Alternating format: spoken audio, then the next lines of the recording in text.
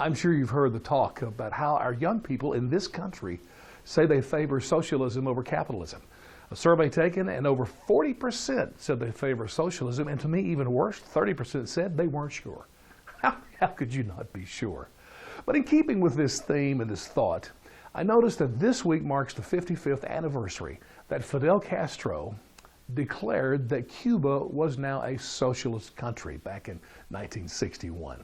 And the very first thing he did as a socialist was to do away with all free elections, which I find very ironic. I mean, here we are in the midst of our presidential election season. Whew, we're tired of it. It's boring. We're sick of it. But you know what? I think I'd rather have our system than to have it taken away where people are not allowed to vote. Well, that's the way it was with Castro. Now, he did the typical socialist things, though.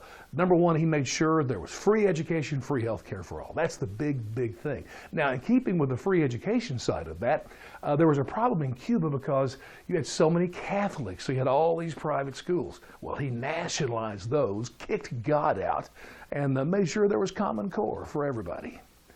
Also, like Bernie Sanders, this income inequality thing was big, so they didn't have problems with banks in Cuba in 1961. They had trouble. The rich people were farmers, big landowners. So he confiscated all that and literally gave land to over 200,000 poor peasants. What an awesome Robin Hood type of guy. No wonder the liberals love him so much.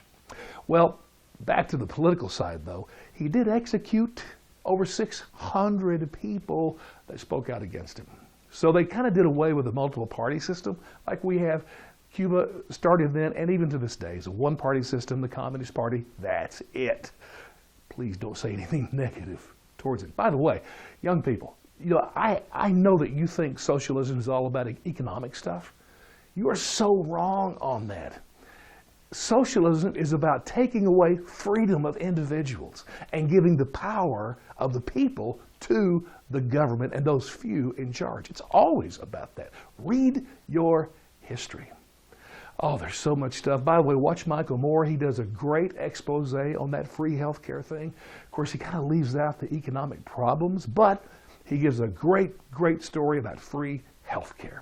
By the way, Castro started all this mess back when he was in school. That's when he began thinking about socialism. And it's ironic because he came from a rich family in Cuba. He was studying law at the University of Havana back in the 1940s, and he ran across Karl Marx, and he agreed with Marx that society was made up of rich and poor. The rich exploit the poor, so you had to have a revolution. You got to tear down the rich. You got to go after the rich. That's what socialism does, and he achieved that. Met all of his goals, for sure. Now, by the way, economically, Cuba was a disaster decade after decade after decade. And then when communism fell, because they were tied so closely to Russia, wow, it really got bad.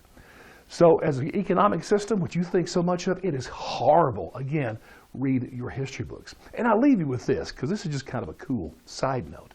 It wasn't until 2008 that the Cuban government allowed the people to have computers, cell phones, and even DVD players. I mean, think about that. Before 2008, they weren't even allowed to own them. And you favor socialism? Young people, what the hell are you thinking?